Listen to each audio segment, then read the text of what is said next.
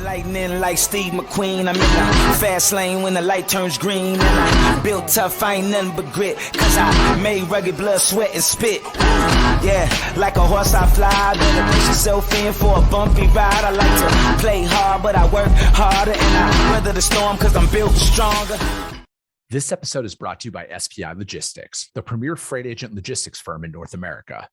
For over 40 years, SPI has been diligently building the most successful freight agent network to provide first-class relationships for our shippers, receivers, and carrier partners. We are more than another transportation network. We are a dedicated team of professionals united by one singular purpose, and that is to expedite our agents' success. All of our agents are set up for success on day one, as they are provided with a full suite of support staff that is ready to assist them with everything from after-hours emergencies to financial and administrative needs on a no-fee basis. This way, you can focus on continuing to grow your business. There is no financial risk to start, and you have the ability to earn up to 75% in commissions. If you are looking to take control of your financial future and build your business with the backing of one of the most successful logistics firms in North America, visit www.spi3pl.com to learn more. Do me a favor and let them know that the Freight Coach sent you. What is up, ladies and gentlemen? We are back. We are live. It is the Freight Coach Podcast, the top podcast in transportation, coming to you guys every single weekday, 8:30 a.m. Pacific, 10:30 Central, to break down some industry headlines. But most importantly, you guys provide some actual insight into what you can do with all of this information. If this is your first time tuning in, welcome. This is the real side of freight, ladies and gentlemen. And I say that before every single show. And what I mean by that is I only speak with transportation professionals, because at the end of the day, you guys, I want to talk to the right individuals who have done what you're looking to do or who are currently doing what you're trying to achieve. So you can take that information, apply it, utilize it, and see a meaningful difference in your business and your life. Happy Thursday, everybody. We got a very special guest for you guys. She's a repeat guest. We're going to talk about her. I mean, she's the most qualified person out there to talk about, nearshoring and everything else. But before I bring her up, I just want to give you guys a heads up. We got a weekly newsletter, okay? I don't auto-sign people up for that stuff because I don't like it. The polls that I put out there on social media, the audience hates it when people sign them up for it. So I'm not going to do that. But if you want to go to thefreightcoach.com, it will auto-prompt you to register for it every Wednesday. Trust me, it's all about freight. I'm not trying to be a life coach or anything like that, but check that out, you guys. But anyways, with that being said, welcome back to the show. Mia, how are you with Sworkz? Good to see you again.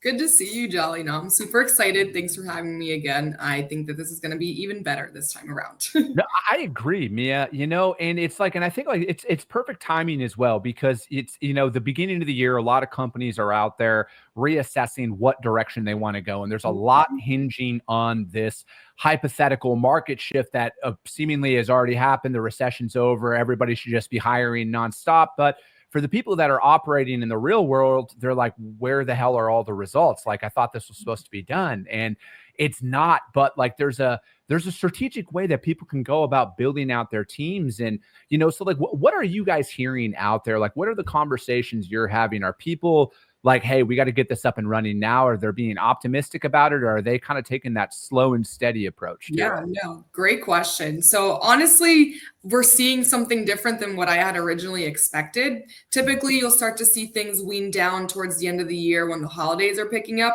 We actually ended 2024 with December being our best month. And so far now we're on track with our goals for this year. So we're actually seeing people move faster than expected. And I think it's really because of all the change that's happening. Some people are saying things are changing for the better. Some people are saying that they're not seeing anything yet. Now we also have a new president. So after that decision was made, people kind of stopped waiting and decided to really pull the trigger out. So I think that's a positive thing. I think that, waiting around and seeing what's going to happen to the market isn't going to be helpful, because at the end of the day, you still need to continue growing and supporting your operations. So we're still, or nearshoring as a whole, offshoring as a whole is still a really helpful solution, whether you're in that growth phase or not, because it could be even a survival technique. So I think that's something important to consider. No, I'm right there with you, right? Like I'm a massive fan of the service, right? At the end of the day, because, as somebody who bootstraps their business and, has to watch, like, how do I strategically invest in my growth? And, again, like when you don't have a ton of capital just to burn at every single waking moment. Like that's kind of like the sentiment that's out there on social media. It's like, oh, you start a business, you have all this money, just fucking spend it, and and everything will be great. But again, back in the real world, when you're trying to grow strategically, it's you don't have the capital to hire people at times, or hire 5 people, and especially in the beginning stages of a lot of it. And are you going to take it from 10, 2 people to 5 people, or however that looks? And it's like, can you get somebody, but then most importantly, are they actually like trained and ready to go? Like that's another development phase of that. Is that what you guys are doing kind of behind the scenes? I've always wondered that. Are you guys bringing people in, training them up on logistics, so it's almost like there's a bullpen of talent just ready to go?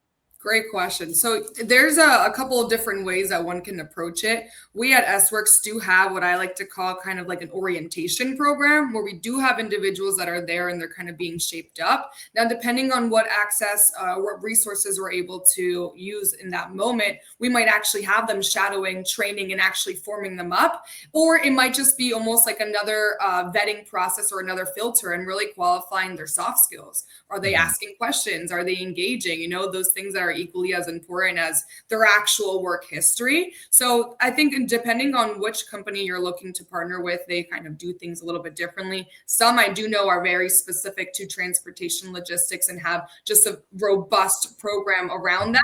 And so everybody starts at at the same kind of benchmark, versus for us at Sworkz, it's a little bit more personalized. So somebody might say, hey, I need somebody that knows how to work with hopper vans or something very specific, and wanting that niche, then we'll go look for that niche. So for us, it's a little bit counterproductive sometimes to have just a bench of template profiles. Sometimes it's better the way that we work in that tailored approach to actually do more of a 1-by-1 kind of thing. But I think it's also important to note that the stereotype around nearshoring and offshoring has changed. It used to be really around those back office standard operational roles. But nowadays we started to realize that we can do so much more with that. So I think that's also part of why those smaller companies or smaller businesses can also take advantage of this relationship or these partnerships. It's not just your accounts payable and accounts receivable rep. It could be somebody that grows to do even more, to manage the whole department. It could be somebody on your marketing team. It could be a hunter that's helping you guys actually get that revenue, those pieces that you need, money in your pocket so you can keep going up and up. When do you think that sentiment shifted? Because there was almost a stigma associated with it. I don't even know, like a couple of years ago, but it's seemingly, I don't know if it's because everybody kind of just like, no, this is exactly what we utilize. And I think it was kind of the fact that everybody realized that, no, it's not just me who's doing it. And then they almost didn't want to tell for some reason, which I don't know why it would matter. But like, it kind of seems like there's been almost no, this is exactly what we do. This is exactly how we build out our teams. Did you notice that as well? Yeah, so I think I've been maybe not around enough to see it and witness it myself, but I've been able to explore a little bit and see what happened. And to be honest, a lot of people say it's the pandemic, right? The pandemic pushed us to do more offshoring and nearshoring. And I totally agree. But if you really look at numbers, there was already still a large amount of companies that are already using offshoring, specifically in the Philippines and India. Now what we're seeing is more of that push from offshoring to nearshoring into Central and South America.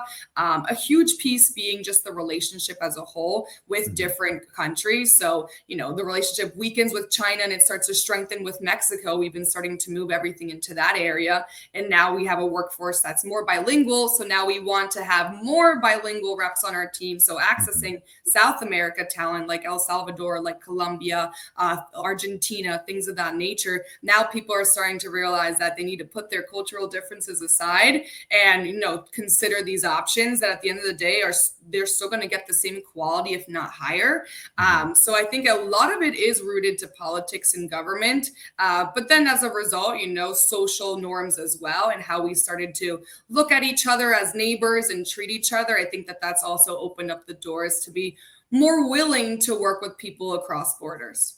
Yeah, no, I'm right there with you. I think, like that's one thing I mean, especially in this industry as a whole, having somebody who is bilingual on your staff is massive, right? And it's a major value add to there. And even from like a prospecting perspective, like I see it, like my wife's from Mexico. All right. And when she's out there, like she's able to turn that on, start speaking Spanish and everything. It's just a different level of connection. And I feel like it's that, I think it's definitely worth people looking into and building out a team around that. And especially from, the driver community as well. Most brokers need to look into that. You want to have somebody on your staff that, if it's Spanish, Russian, whatever it is, have them on staff to help assist in those moves. And I think it's just going to make you a more well-rounded company at the end of the day. 100%. And I love that you brought up the piece about drivers, because I was talking to a transportation company recently. They have like over 400 trucks, and I was asking them about how they recruit their drivers and their experience, because it seemed to I could be wrong, but it was around 55 to 60 years was the mean age of their drivers. So, they're aging out. But what are you guys doing to bring on new ones? The majority of their drivers were all either monolingual, only Spanish speakers, or bilingual, and not a single one of their recruiters spoke Spanish. So I'm like, well, right there, that's like a huge red flag. Something's not right, And the other piece is the aging workforce. So what are you guys doing to attract younger people? And they were actually doing something really cool where they're starting to incorporate like Marvel and superheroes and different characters on the trucks themselves, or allowing their truck drivers to start to wear their own clothes and not those bright orange, not so attractive outfits. So they were doing a lot to encourage that younger workforce. But I was thinking, it's such a simple thing, being able to have a bilingual recruiter is going to help you access, a wider population of potential candidates. And we all know that drivers are of shortage. So, that's an easy thing that you could implement. No, I completely get it. What are some of the roles, like what are some of the roles that are, maybe transportation specific here that you see are the most sought after right now? Is it business development? Is it operations? What is that looking like? Yeah, I think it's almost like a catch-all, like operations specialist, logistics coordinator, and people typically use it for like your simple TMS data entry, tracking and tracing, but then it also really starts to tap into some of the accounting processes, and they kind of combine it into one. I think a lot of individuals kind of want everything in one, and they don't realize that, that doesn't always work out. Now, to get started, that's possible. The functions and the skill sets to do those processes are quite similar and transferable. But, in terms of the long-term relationship, you're not going to have an individual who's going to want to be a part of 7 different processes and 7 different teams and 7 different trainings. So it could be a temporary solution, but the idea there, what I encourage our customers is to really segment out their growth and how they want those departments to grow. And then within that, you can create individual growth plans for those candidates or those collaborators. So that's really the most requested. And then secondly is anything that's revenue generating. So really for those prospectors or those hunters, and having somebody that's constantly filling up their database, their CRM, cleaning it up at the same time, because a lot of these CRMs have a lot of data that has not been touched for years and years and years. So the cleaning piece is really important, and then really handing that off to their US-based sales teams, because the norm really is to have them separated by region so they can go and make that face-to-face contact. So it's a pretty reasonable workflow. Yeah. It almost, like, again, I'm not perfect or anything like that, but like, it almost seems irresponsible to have more than like a one-trick pony approach to like bringing people on, right? Like we've decided inside of our company, like my business partner and I, we're going to lead sales for the foreseeable future. That is just what we want to do. That's where we've seen the most success in getting on site, seeing people, everything else, and having those conversations. But we want to build up operations. And like, I want people who are just carrier reps at the end of the day. And, again, maybe it's just because our business model is open deck and heavy haul. Like we don't really do, we don't do refrigerated freight. We don't do LTL. We don't do air. We don't do intermodal. We do a little bit of dry van work here and there, but primarily it's all open deck. And I just feel like from a training and development perspective, like long-term, like that's just what creates subject matter experts. And I feel like the sentiment that I'm getting out there from the shippers and the prospects that we're talking to is they're very open to the fact that, oh, you just do that and that's it. And I'm like, yeah, that's it. They're like, cool, let's talk. It's a completely different perspective that I've been, kind of brought up in the industry. It's kind of like back to the catch-all phrase that you used. That kind of was the way that a lot of brokers operated for a very long time is we'll do everything we'll talk to anybody. And I'm taking the opposite. I'm like, no, fuck that. I don't want any of that stuff. Yes, we need revenue. Like, we're not in a position to turn away freight, right? We are in a very growth stage of our business. But when we're out there actually speaking to our prospects and our customers, they love the fact that that's all we do. Yeah. They are very open to that and that subject matter expertise that we're bringing to it. And I truly feel as tech and data becomes more and more readily available to the shipper and the manufacturer community, there's not going to be a need for that jack of all trade anymore. There's going to be service providers that are going to really identify themselves and solidify themselves in certain modes. And that's just going to be the way that they're going to move going forward. I don't know. That's just my perspective. That's my stance from somebody who's actually prospecting. I totally agree. I think that if you try to do everything, you end up doing absolutely nothing. Right. And those are typically the companies that don't actually end up making the move to nearshoring or offshoring, because they're actually lacking the structure internally and really understanding how they want their departments to grow or be set up and how they want the individuals within that. So I see it a lot for those maybe like ma and pa shops, or they've been around for a longer time, and though they've never really sat down or they've never they never took the step to really actually make a change. It's scary, like when we're switching TMS systems, nobody wants to do it, but sometimes you have to do it. And it's the long-winded process. You have to take 5 steps backwards, but you end up taking 10 steps forward. So it's important to recognize that piece. But I think that applies when you're setting up your company within the United States or within looking for a partner as well. You need to have that structure, and then you can put the pawns in place, or else it's just going to be like throwing darts at a wall and hoping that something sticks. Yeah, no, I'm right there with you. And I just had Jim Kenny on the show yesterday. We were talking about training and development. We were talking about that. He works with the TIA a lot. Yeah. And like, we're doing a sales summit at Capital Ideas Conference where we're going to be breaking this stuff down. And, I just look at it from like a long-term perspective, like, and how we're going to develop people out, because, eventually you're going to get to that point in your business or your growth where like, you're not going to be able to have your hands in everything. And I want to eliminate bottlenecks early on, as early on as I possibly can. Right. And I feel like from a training and development perspective, having people doing the exact same thing day in and day out, having those conversations, it makes them way more confident on the phone, and it gives them the confidence to actually make decisions where they're not going to feel like they have to go out, because it's like, if they're just doing 45,000 pound tarped flatbed loads, as opposed to a tarp flatbed load, a dry load, an LTL load, a reefer load, they're not going to fucking know what to do. They're going to be getting pulled in every single direction. And, maybe this is a short-term thing for it, but as to get people up and running, I feel like doing this repeatable, scalable processes is what's going to help you win long-term.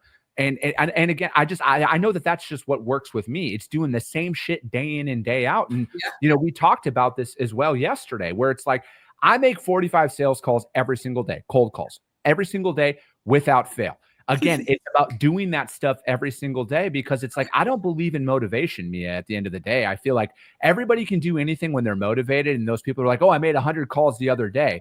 Mm-hmm. Okay, but what have you done for the last couple of days? And I would rather have my people doing that, day in and day out. I just feel like it's way more beneficial for long-term growth to have those systems in place. I agree. I mean, it's important to also be good at the basics, right? And just be solid from the foundation, or otherwise you're scattered all over the place. I had a conversation with somebody. They're like, yeah, so I just started this new role and like, I'm super excited. And like, so I already asked them how, like, what's the next step?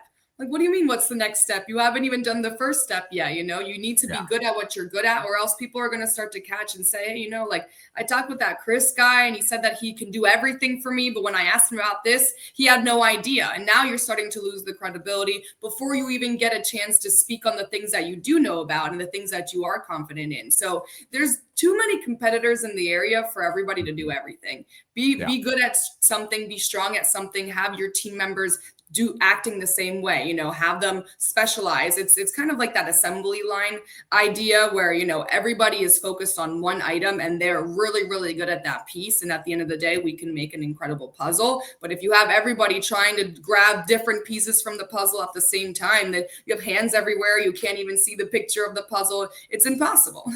Yeah, no, you're very, very right. And, again, obviously I'm a fan of technology. I'm a fan of automation if you can afford it and everything. But, rest assured, if you're out there thinking you need to do a lot more, and you brought up the blocking and the tackling and the basics, I have yet to find a shipper of mine or a prospect of mine who was concerned about my tech stack when I'm planning a load with them, when I'm executing a load with them. I have yet to have them be like, hey, what's your tech stack look like here? It's like, hey, can you fucking pick this up at 2:00 like you said you did? Hey, this flatbed load that needed 8-foot drop tarps, why the fuck didn't this driver had it? Like that's really what they're ultimately concerned about. Not everybody. I know that anybody could, be an asshole and be like, oh, I've got this one cool. You've got that one person. But for the overwhelming majority, as you're going out there and you're selling a service, you're selling to that business, they just need you to execute upon what you say. Eventually, the bells and whistles, the flashiness doesn't fucking matter if you can't execute upon the work that you promised yourself to. For sure. No. And you bring up, the buzzword AI that everybody's been talking about, but it's really talked at that higher level. And it's for those conversations about saving money and making processes more effective. But I never hear that conversation being talked about in how you can make your customer service better, So I think that that's like a really big difference, is AI going to actually just take time off my hands, or is it going to make my customers happier? Because if it's not going to make them happier, but now I have more time, then there is absolutely no point in implementing it. So we'll see. No, you brought up a really good point there. Is your customer actually asking for it? Yeah. I don't know if enough people have put that thought in their mind as they're deciding where do we invest in our business moving forward. Because again, buzzwords are prevalent no matter what, whether it's AI, whether it's anything.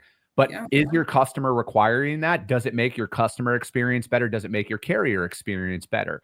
And from my perspective, I don't want bots answering the phone for me. I want real people answering the phone, because I honestly think, knowing where things are going, I could be completely fucking wrong. I don't know. But seeing where things are trending, Mia, I think it will be a major value add to show and prove that you're a real person.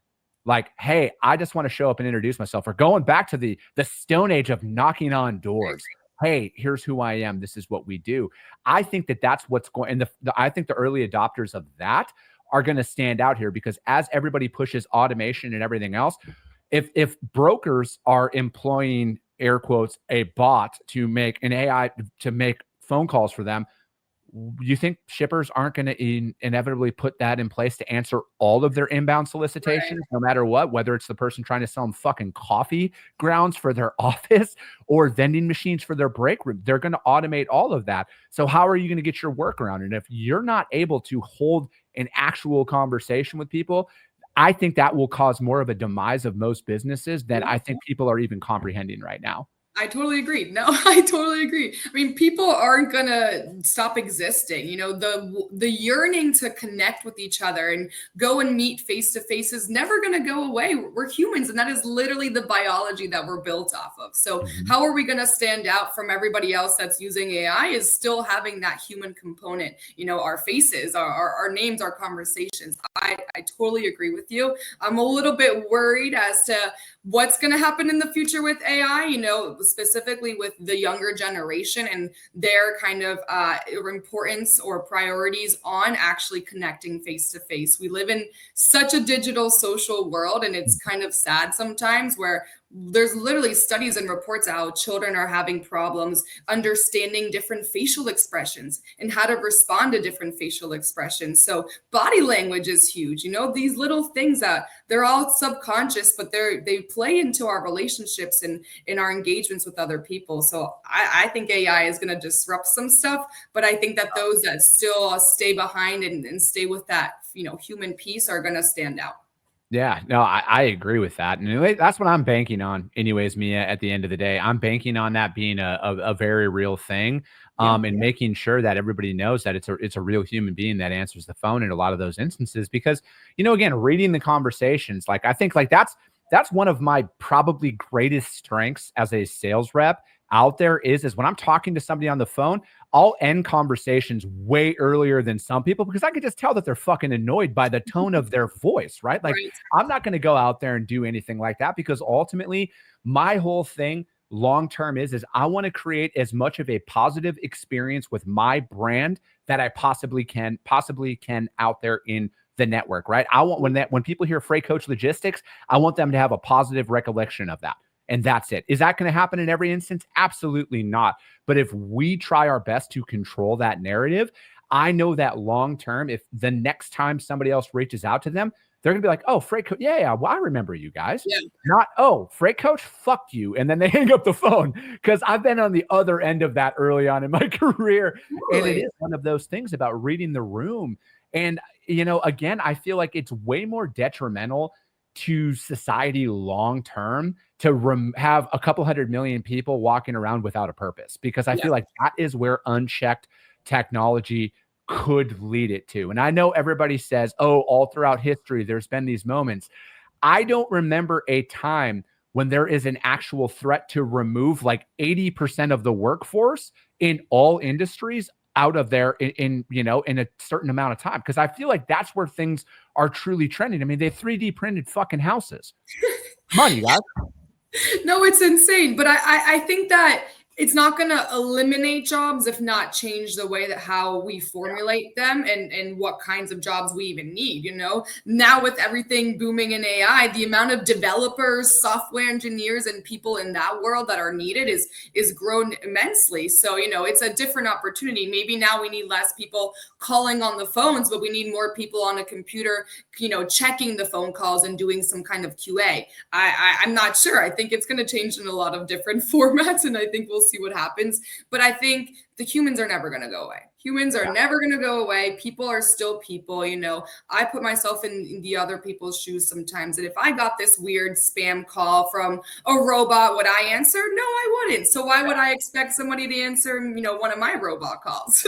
No, I'm right there with you. Matt Fink brings up some good points here. He says, perhaps a very sophisticated vendor evaluation system includes tech capabilities, but you should immediately ask, how is that weighted against service? Should also find out why they are asking about your tech to find out why it is important to them, or just a box they are checking.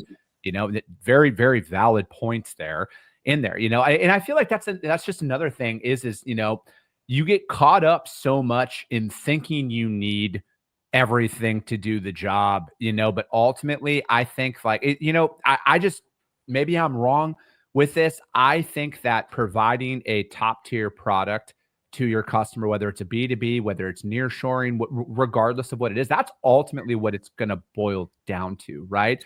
And yes, having some amazing capabilities behind the scenes is great, but is that a requirement? Is that what's going to be a deciding factor? Some people, yes, but the beauty of the transportation industry is, I think it's almost in the minority of companies who have all of these requirements to work with them. They're normally on the NASDAQ, right? They're normally publicly traded and stuff like that. And they're looking for that. But there is a vast opportunity out there from people who can deliver that level down to the small to mid-sized market that has been underserved, and they still are underserved. And I feel like, for you to go out there and execute on that level, I think that's going to be very beneficial here in the short term. Yeah, no, I totally agree. I think those smaller companies, people kind of look at them and brush them away, and I feel so bad for them.